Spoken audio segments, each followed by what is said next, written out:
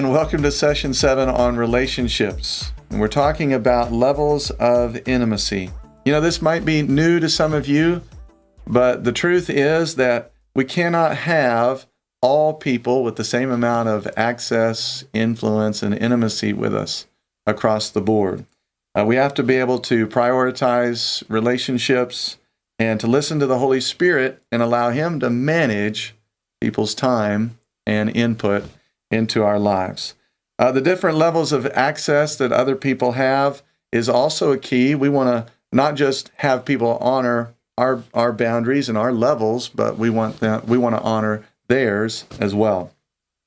Now, because we care about all people and we want to be Jesus with arms on to everybody, it's easy to think that it's really spiritual to just try to, spend time and have influence and input with every single person on the same level.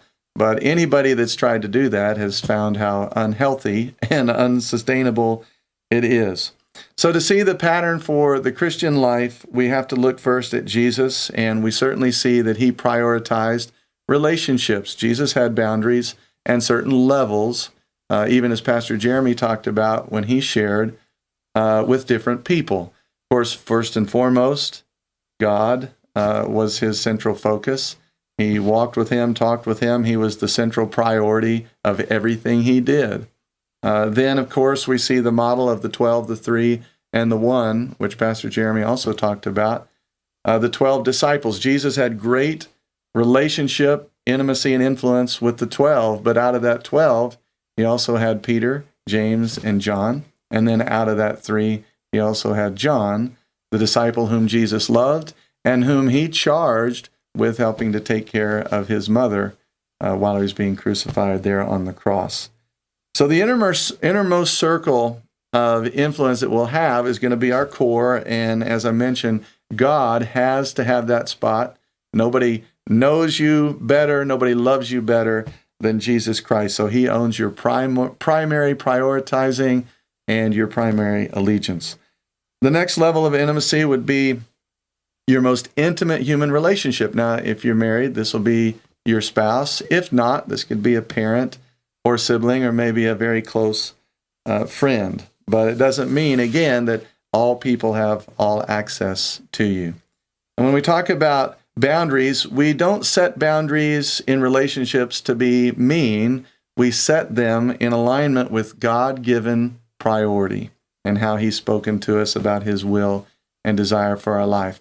I loved what Pastor Jeremy said, though, when he shared. He talked about don't let boundaries be walls. We don't want to use boundaries as an excuse to be mean-spirited or to be ugly to people.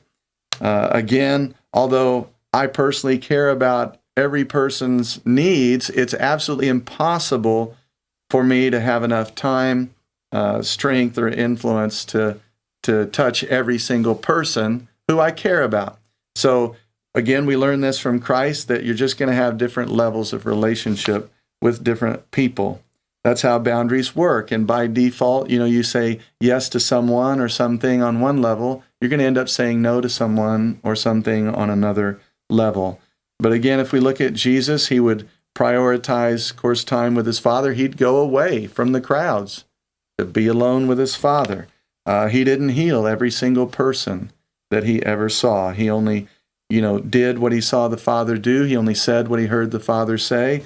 And He modeled living out of complete oneness and partnership with God. And the book alludes to this as the big yes. And Jesus modeled the big yes. In other words, the first and foremost priority is saying yes to God on a daily basis.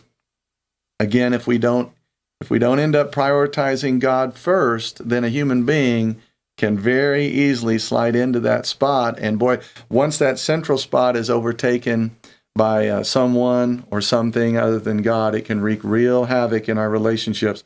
We've all seen it. You might have, pretty soon a person whose children are just running their lives. Everything's centered around the child and taking them here or there. They don't seem to have time for anything else. Or, again, not just a child, but maybe a situation or another relationship that's just occupying their time all the time. So here's a huge key. Putting God first won't compete with other relationships. So you need to get this. Putting Him first and hearing from Him first and letting Him be the priority on that level is not going to compete with other human relationships. It's going to enhance them. Because as we've been saying, not just in the relationship series on Sunday, but through Danny Silk's book, Keep Your Love On, we have to be taught by God to love each other. So He actually teaches us how to thrive in our other human relationships.